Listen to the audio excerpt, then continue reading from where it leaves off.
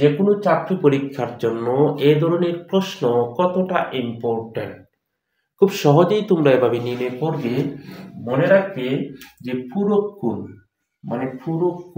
হচ্ছে পূরক কোণ যদি তোমাদের নির্ণয় করতে বলে তাহলে তোমরা 90 ডিগ্রি, অর্থাৎ 90 ডিগ্রি থেকে যত কোণের পূরক কোণ চাইবে তত তোমরা বিয়োগ করে ফেলবে। তাহলে 60 ডিগ্রি কোণের পূরক কোণ কত, মানে এই 90 থেকে যত কোণের পূরক কোণ চাইবে তত কি করবে, বিয়োগ করে দিবে। বিয়োগ করলেই তোমাদের উত্তর শেষ। 9 থেকে 6 গেলে 30, এর মানে 60 ডিগ্রি কোণের পূরক কোণ হচ্ছে 30 ডিগ্রি। আবার 28 ডিগ্রি কোণের সম্পূরক কোণ, তাহলে সম্পূরক কোণটা কি দেখো তো,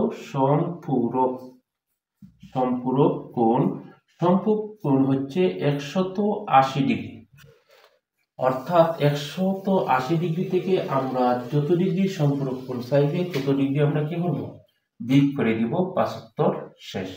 তাহলে দেখো তো এই 0 থেকে যায় না 10, 10 থেকে 8 চলে গেলে 2, এখানে 7, 7 থেকে 2 চলে গেলে 5, অর্থাৎ 152 ডিগ্রি। যদি তোমরা বুঝে থাকো তাহলে আমাকে এই ধরনের প্রশ্নের উত্তর দেও তো দেখি।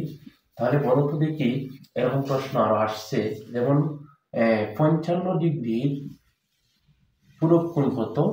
আবার যদি বলি যে 120 ডিগ্রির সম্পূরক কোণ কত, তোমরা কমেন্টে জানিয়ে দিবে। ধন্যবাদ সবাই।